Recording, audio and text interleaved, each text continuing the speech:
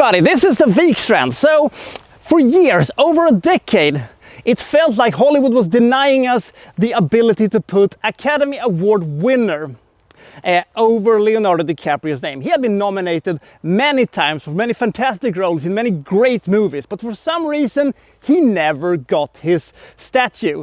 And it got to the point where we thought Hollywood is trolling us at this moment. Hollywood is actively trying to, ignite some kind of fury within Leonardo DiCaprio or something like that. I don't know, but it felt like he's never gonna get it. And I was listening to Swedish radio. This was the night before the Academy Award that finally gave him his statue.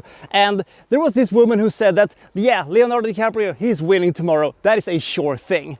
And they asked her, why? Why is that such a sure thing? And she said, well, you're not getting an Academy Award for banging Margot Robbie, doing stuff on leisure yachts, doing cocaine and, being a rambunctious, debaucheristic, is that a word?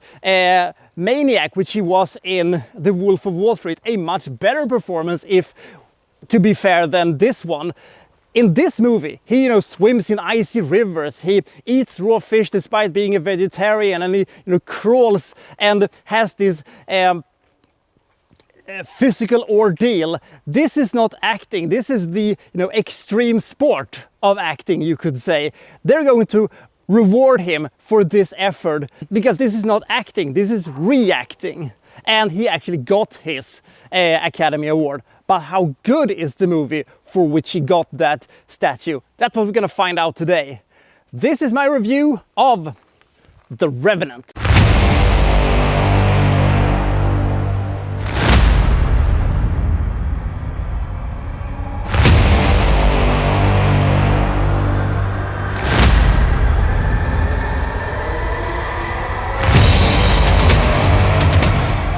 The Revenant takes place in the frontiers. It is 1823 and I'm thinking that it is supposed to be the North and South Dakota. And we're following a bunch of fur trappers who has gathered around a bunch of pelts, as Mackenzie would say, played by Tom Hardy. Everything looks good for them. They've had a good hunt and now they're going back to civilization. But unfortunately for them, this is also the home of the Arikara tribes who attacks them and kills a lot of them, and they lose a lot of their pelts. And how are they going to survive this? Well, they do have a very, very capable pathfinder, John Glass, played by Leonardo DiCaprio, who will, guide them to safety. But during their return to some kind of civilization, he gets attacked and mauled by a bear. And I will say this, that the bear attack is one of the most impressive things I have ever seen when it comes to special effects. It was so great, it was so believable that I thought that it was an actual bear and they used some kind of a dummy and they superimposed Leonardo's face or something like that. But it turns out it was the other way around. The bear is not there. Leo is there and is being dragged around with cables and stuff, but the illusion is so incredible. So I believed every bite, every claw rip, and also the fact that I think that the bear might have sexually assaulted good old John Glass while this was going on. The thing is that he is mortally wounded. They don't know if he's going to pull through, and it is difficult to carry him through the terrain because it is too rugged. So they decided they're going to leave Mackenzie and Will Poulter with his frightening eyebrows to, guard Glass until, they can return and get him. They leave, supplies and things, and then they leave. So they leave behind Poulter, Glass, Mackenzie and Hawk, aka Leonardo's son, here in the wilderness. But Mackenzie gets increasingly paranoid that they are sitting ducks here, and the Arikara warriors is going to return, and what are they going to do? And he figures out that if he just kills Glass, then they can all go home, because he's probably going to die anyway, any day, because he's so hurt. And he tries to kill Glass, but is interrupted by Hawk, and oh shit, now I'm gonna have to kill you. So he kills DiCaprio's son in front of him and then, tells Will that, well, they died, so we can go home now. So they leave him behind. But Glass is a tough bastard, and he starts to crawl his way out of this place. Is he going to be able to make it back to civilization? Is he going to be able to, settle the score with Mackenzie if he ever is able to return? That's what this movie is about. On paper, this movie has a very, very, very thin plot. It's essentially Leonardo DiCaprio crawls, stumbles, and drags his nearly dead carcass through mud, ice, frozen river, and snow for over 2 hours and barely says a single word through the entire ordeal that it lasts, just to get from point A to point B. But as Mad Max Fury Road, aka Mario Kart in the Desert, has proven to us, you can do a fantastic movie with a very, very simple and basic story. And this is what this is. Because the cinematography in this movie is absolutely spellbinding. Outside of, Valhalla Rising, Barry Lyndon, and a few others, this might have the greatest cinematography I have ever seen. Everything is so crisp and everything looks so grand and amazing that you forget that this is, the most basic of story that you see in front of you. And as I said in the beginning, this is the extreme sport version of acting. I don't think that Leonardo is acting at all. He's just trying to survive this ordeal when he's, swimming in frozen rivers, eating raw fish, hiding in dead horses, recreating that sequence from Rob Roy, and various other things. And he was also thinking, I think, to himself, if I don't get an Academy Award for this, I'm gonna fucking kill you, Alejandro.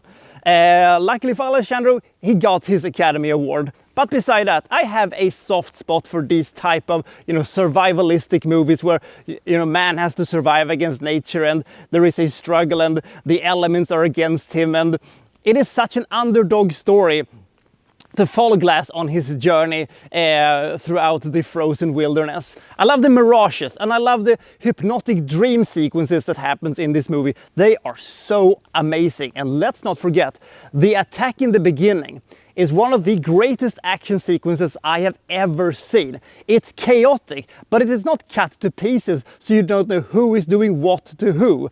You can follow everything that happens and you know what's happening despite the fact that it is so chaotic.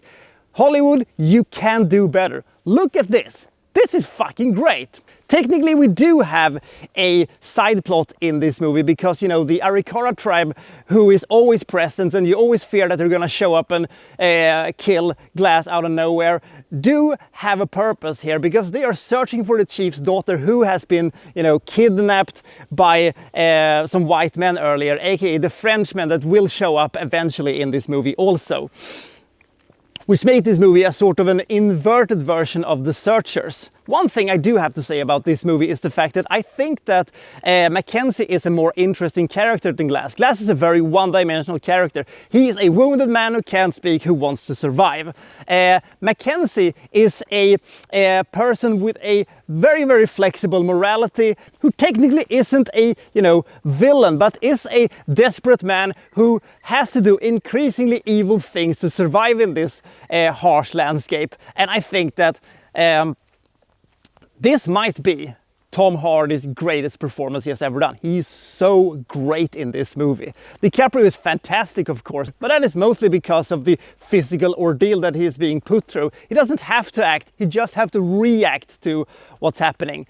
This movie is a fantastic, grand, survivalistic movie that I absolutely love. I do have a couple of minor complaints though, and that is the fact that this movie is too long for its own good. You could have easily shaved off 20, 25, even 30 minutes, I think, and you would have got a much more compact runtime and you would have had a more compact story. Now, the pace is a little bit too slow sometimes, and the movie can drag a little bit. You can get a little bit, come on, can we get to the point? We know that this is happening. We know that this is going on right now.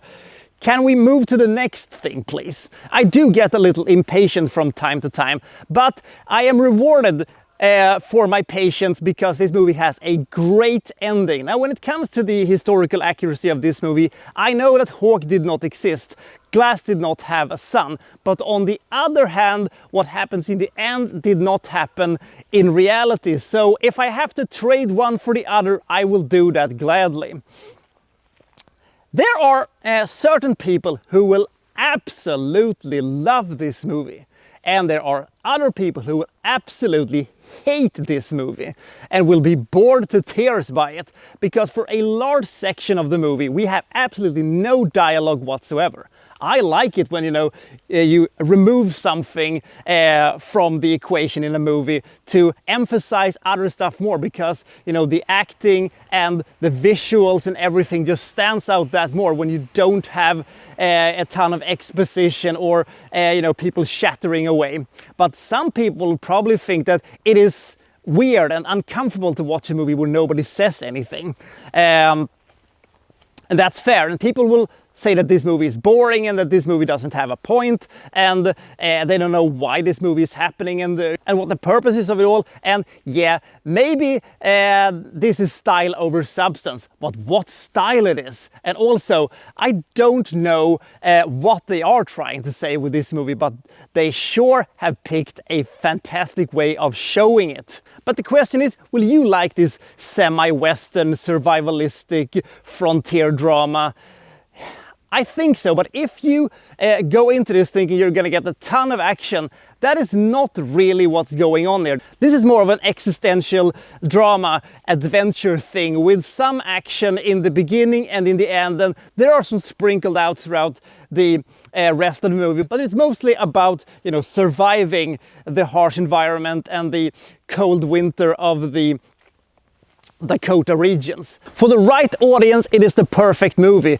This is a very, very impressive movie, and I do really recommend it. Magnificent cinematography, fantastic acting, great characters, and you're really engaged in what's happening in this movie. I give The Revenant 87 points.